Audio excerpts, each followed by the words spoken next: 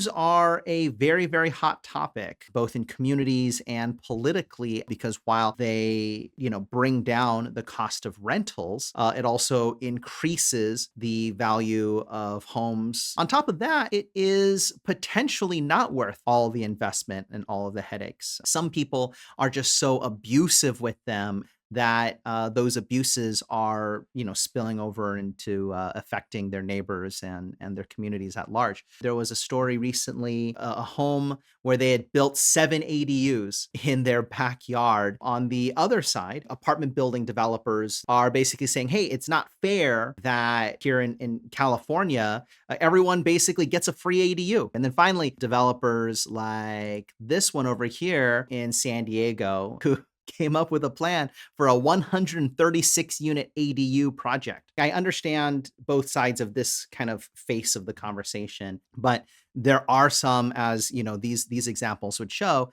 that are trying to abuse the flexibility of the rules for massive, massive profits.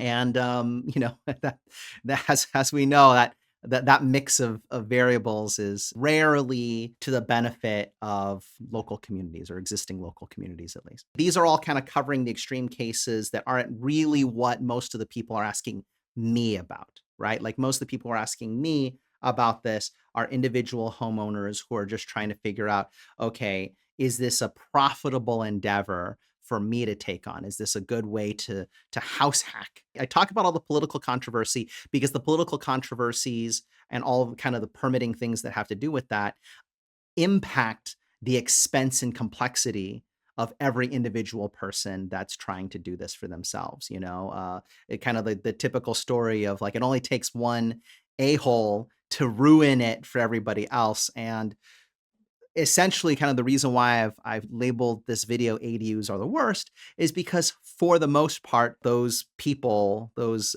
bad actors, have come and partially ruined this one for everybody.